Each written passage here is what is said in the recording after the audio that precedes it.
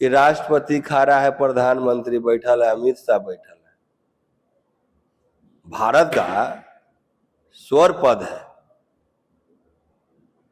और वो व्यक्ति खड़ा है और प्रधानमंत्री गृह मंत्री कुर्सी बैठे हुए हैं। आप जितना मांझी जी पर आरोप लगा रहे हैं कि मुसहर के लिए आवाज उठाएं, कभी संसद भवन में बोले, कहीं कैबिनेट में उनका बेटा कभी बोला, यहाँ मांझी समाज के लोगों को उजाड़ा जा रहा है तो कभी आवाज उठाए। लेकिन आप बताइए, आप जो जिस पार्टी में रहते हैं, राजद में रहते हैं, क्या राजद ये बात कभी बोला? तेजस्वी जी बोले कि हम बसाएंगे, उनके पिताजी तो बसाए हैं, लेकिन बेटा काहे नहीं बसा रहा है, काहे नहीं आवाज उठा रहा है? अरे पासवान जी का पान नीति कर रहा है जी। मांझी का पानीते ना है कि बीजेपी वाले ने पासवान को भी घुमा रहा है, डमरू बनैले है, मुसहरों को डमरू बनैले है और सत्ता भोग रहा है। जहिया महादलित परिवार जाग जाएगा तो ईट से ईट, पत्थर से पत्थर जवाब देने का काम करेगा। ये तो भाई हमारे महिला अब क्या अपमानित न कर रहे हैं, जो राष्ट्रपति है। महादलित को कहीं पूछ नहीं है। जब जीतनराम मांझी जी को नहीं मिल रहा, जो मुख्यमंत्री रहे, जो मंदिर गए तो मंदिर धोवा गया, चिराग पासवान को इज्जत नहीं मिला, सौरभ मांझी को क्या टिप्पणी हम करें? चिराग पासवान के चाचा को मंत्री बना दिया गया और चिराग पासवान को रोड पर बेला दिया गया।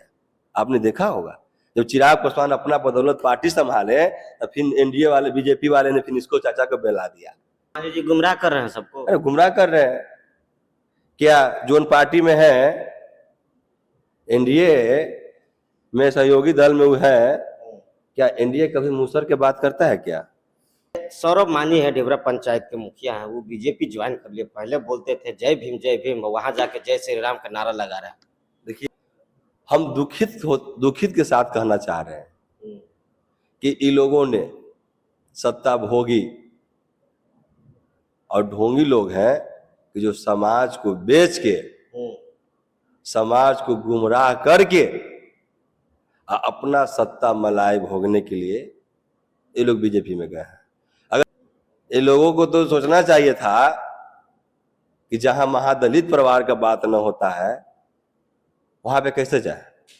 जो व्यक्ति ने जय भीम का नारा लगाता है और वो व्यक्ति जाके जय श्री राम बोलेगा, तो इससे दुखद घटना क्या है? जब मेरा सरकार आएगा, गरीबों गुरबा का सरकार आएगा, तो पहले मैं झुग्गी झोपड़ियों का पक्का मकान और जमीन का पर्चा देने का काम करूंगा। किसी को कवारा नहीं जाएगा। मेरा पिताजी ने, हमारे नेता बोले, मेरा पिताजी ने करोड़ों करोड़ों जमीन पे मुसहरों परिवार को बसाया हुआ है। अभी है कोई की बसा दिया है? वतन में आपका स्वागत है। हम पटना में हैं, हमारे साथ फुलवाड़ी पश्चिमी से जिला परिषद दीपक मांझी हैं। इनसे बात करेंगे कि जीतनराम मांझी जो केंद्रीय मंत्री हैं, पूर्व मुख्यमंत्री हैं, उन्होंने कहा कि सबको एक होना चाहिए। मांझी को सबको एक होना चाहिए। सब भटक रहा है, कोई बीजेपी में जा रहा है, कोई जदयू में जा रहा है, कोई राजद में जा रहा है। ऐसा क्यों बयान दे रहे हैं? सबसे पहले आपको न्यूज को तहे दिल से धन्यवाद देते हैं। मंत्री होने के बाद खुदा न खास मुख्यमंत्री भी हो गए। 3 बार उनका पुत्र बिहार का कैबिनेट मंत्री भी रहे, अभी भी हैं, अपने केंद्र मंत्री भी हैं। मुसहर परिवार को घर से बेघर किया जा रहा है। कभी आपने सदन में क्वेश्चन किए?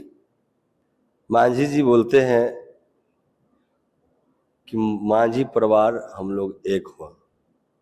आज हम उनसे पूछना चाहते हैं कि बात आपको मुंह से कैसे निकला है कि हम एक मांझी समाज एक हो? क्या हम लोग कल दूसर थे क्या? परसों अलग थे क्या? जब आपका सत्ता जब इलेक्शन के बारे इलेक्शन आ गया, चुनाव शरीर पर आ गया, देह पर सवार हो गया, तो आप एकता की बात कर रहे हैं। जब चुनाव खत्म हो जाता है तो एकता कहाँ जाता है? मांझी जी आपसे पूछना चाहते हैं, अब मुसहरों ने सब पढ़ा लिखा व्यक्ति है, अब मुसहरों ने सब अनुभवी व्यक्ति है। आप कितनों चाहिएगा कि गुमराह कर ले, तो मुसहर गुमराह होने वाला नहीं है। मतलब मांझी जी गुमराह कर रहे हैं सबको? अरे गुमराह कर रहे हैं क्या? जो पार्टी में है, एनडीए में सहयोगी दल में वो है, क्या एनडीए कभी मूसर के बात करता है क्या? एगो फुटेज दिखा दे, अगर कोई एक फुटेज दिखाए जो एनडीए में कभी मूसर को बात किया हो। नहीं, एनडीए में कभी मूसर को बात करने वाला नहीं है। जब से हम लोगों ने राष्ट्रीय जनता दल मूसर भुइयां महासम्मेलन किया, जब से आप संतोष मांझी जी को देखिएगा, माननीय मंत्री संतोष मांझी जी हैं, उनको देखिएगा, डेली कुछ न कुछ अपडेट आ रहा है। उनको प्रेशर बढ़ गया है कि अब है, प्रेशर इसलिए बढ़ गया है कि जब से उनका पार्टी उनका संगठन हम पार्टी बनाए, जब से मुसहरों ने उनका विरोध में एक वो कार्यक्रम नहीं कभी किया। 11 साल बाद हम लोगों ने मूसर भुइयां महारैली और सहसंवाद का कार्यक्रम हम लोग किया। जब कार्यक्रम खत्म होने के बाद आपने मीडिया भाई बंधु हैं, यूट्यूब भाई बंधु हैं, आप लोगों ने डेली संतोष मांझी जी का अपडेट सुना होगा। अम्बेडकर जयंती के दिन तो उन्होंने एक दल बना दिया, संगठन बनाया है, दलित सेवा दल बनाया कि मांझी समाज का भला हो सके, जिसमें केंद्रीय मंत्री जीतनराम मांझी साफ साफ बोलेंगे 25,000 रुपया जो हम महीने महीने देंगे इस संगठन को मजबूत करने के लिए और मांझी समाज को मजबूत करने के लिए। जी, हम उन पे कैसे विश्वास करें? 1980 से उसने जब पॉलिटिक्स में आए, जब से मंत्री रहे, मंत्री होने के बाद खुदा न खास मुख्यमंत्री भी हो गए। 3 बार उनका पुत्र बिहार का कैबिनेट मंत्री भी रहे, अभी भी हैं, अपने केंद्र मंत्री भी हैं। मूसर परिवार को घर से बेघर किया जा रहा है। कभी आपने सदन में क्वेश्चन किए? अपने आप एमपी है, अभी भारत का कैबिनेट केंद्र मंत्री है, आप कहीं नहीं कुछ सवाल कर रहे हैं, कहीं नहीं जवाब दे रहे हैं कि मुसहरों परिवार को जहां बसा हुआ है उसको पुनर्वास किया जाए, पर्चा दिया जाए, पक्का मकान दिया जाए।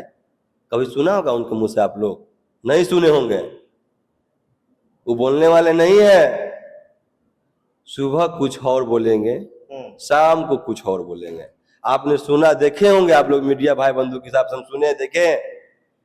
वो हाले अपना एक बैठक बुलाए हुए थे, उस बैठक में बोले कि 30 से 35 सीट हमको नहीं दिया जाएगा तो हम पार्टी ने अकेले चुनाव लड़ेंगे।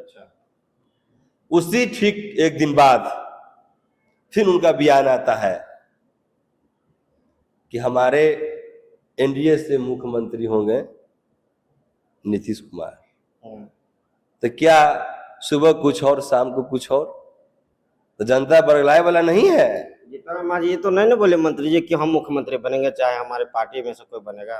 तो आप तो जो जिस दिन बैठक के उस दिन बोलना दिए कि मैं अगर मेरा निर्णय रहेगा मैं अकेले लड़ूंगा 30 से 35 तो सीट क्या मांग, 35 सीट नहीं देगा तो सीट क्या मांग? तो सुबह क्यों बयान ऐसा दे दिए? उनका सुबह ही बयान नहीं देना चाहिए था, पहले सीट की तो शेयरिंग कर ले, सीट की तो पहले फैसला कर ले, तब ने मांझी जी को बयान देना चाहिए था कि मैं अकेले चुनाव लड़ूंगा, अगर हमको सीट नहीं मिलेगा तो तब हम अकेले चुनाव लड़ूंगा, अगर सीट मिलेगा तो मैं नीतीश कुमार को मुख्यमंत्री मानूंगा एनडीए से। देख ही रहे हैं ना एनडीए में क्या चल रहा है, घमसान चल रहा है। कोई फेस कर रहा है नीतीश जी का कि नीतीश जी मुख्यमंत्री, नीतीश जी का नेतृत्व में चुनाव लड़ा जाएगा? कभी सम्राट चौधरी, कभी आप जीतनराम मांझी जी पर आरोप लगा रहे हैं कि मुसहर के लिए आवाज उठाएं, कभी संसद भवन में बोले, कहीं कैबिनेट में उनका बेटा कभी बोला यहाँ मांझी समाज के लोगों को उजाड़ा जा रहा है तो कभी आवाज उठाए। लेकिन आप बताइए, आप जो जिस पार्टी में रहते हैं, राजद में रहते हैं, क्या राजद ये बात कभी बोला? तेजस्वी जी बोले कि हम बसाएंगे, उनके पिताजी तो बसाए हैं, लेकिन बेटा काहे नहीं बसा रहा है, काहे नहीं आवाज उठा रहा है? हम लोगों ने रैली किया 8 तारीख को।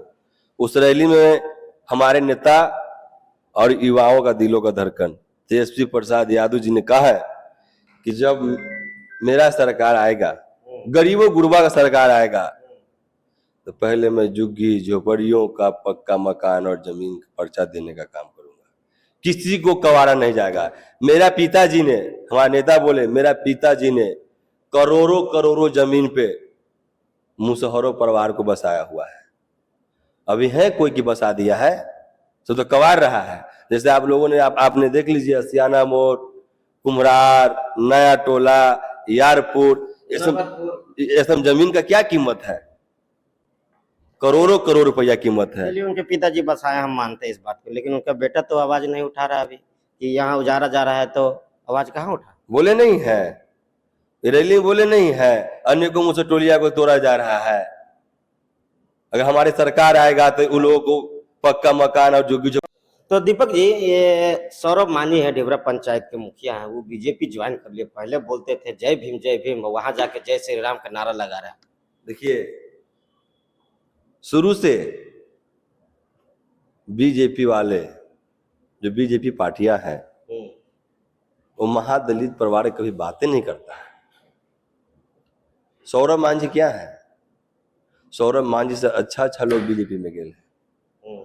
जैसे में समर्थक में जीताराम मांझी है, चिराग पासवान है। ये लोगों को तो सोचना चाहिए था कि जहां महादलित परिवार का बात न होता है वहां पे कैसे जाए। जो व्यक्ति ने जय भीम का नारा लगाता है और वो व्यक्ति जाके जय श्री राम बोलेगा, तो इससे दुखद घटना क्या है? हम दुखित के साथ कहना चाह रहे हैं कि इन लोगों ने सत्ता भोगी और ढोंगी लोग हैं कि जो समाज को बेच के, समाज को गुमराह करके अपना सत्ता मलाई भोगने के लिए ये लोग बीजेपी में गए हैं। अगर बीजेपी वाले ने कभी महादलित परिवार को बात किया है तो फुटेज दिखा दे। राष्ट्रपति बना दिया, कहाँ हैं आप?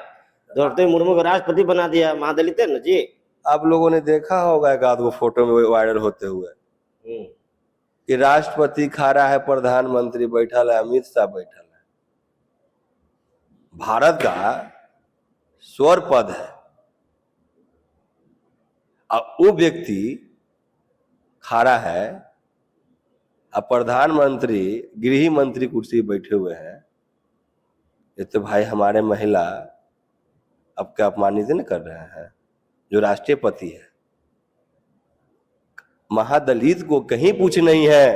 महादलित परिवार को संसद भवन भी बनाया गया था तो उद्घाटन में नहीं बुलाया गया था। वही तो कह रहे हैं ना, महादलित से तो छुआछूत लोग तो बहुत मानता है ना, बहुत इज्जत मिलेगा बीजेपी में सौरभ मांझी को।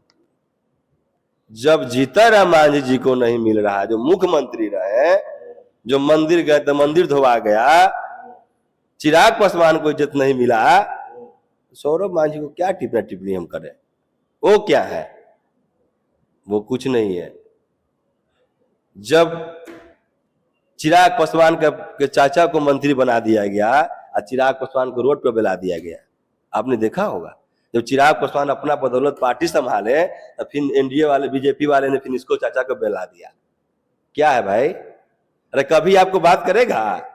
अरे बात करेगा आपको देखिए वो सख्त बात करेगा।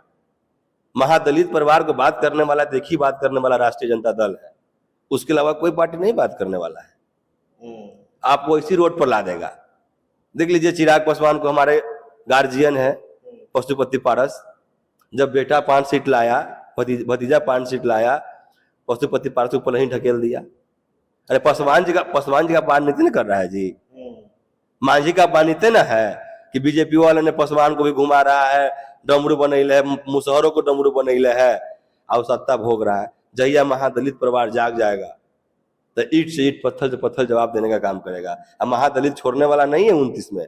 29 अबरी कहते तो 400 पार ना, तब इनको 100 पार ना होगा, जो स्थिति है। 2025 में जो चुनाव आ रहा है 6 महीने के बाद, इसमें क्या होगा? आप लोग देख रहे होंगे, जनधार बढ़ गया है। तेजस्वी के लिए रोड पर सब युवा, गरीब गुरबा चल दिया है और तेजस्वी 25 में मुख्यमंत्री होंगे। आप लिख लीजिए, तेजस्वी जी ने गरीबों का बात करता है। तेजस्वी जी अमीर का नहीं बात करता है। एक गरीब का सरकार होगा, गुरबों का सरकार होगा, गरीबों का आवाज का सरकार होगा, तब गरीबों ने बढ़ चढ़ के हिस्सा लगा। आप लोग देखे होंगे, उस समय लालू जी का सरकार था तो गरीबों ने ब्लॉक पर चढ़ के काम कराता था। अब वो लोग चल जाए। उस समय लालू जी का सरकार था तो गरीबों ने ब्लॉक पर चढ़ के काम कराता था। अब वो लोग चल जाइए ना, आप माल दीजिए, माल घूस दीजिए, वो स्थिति हो गया।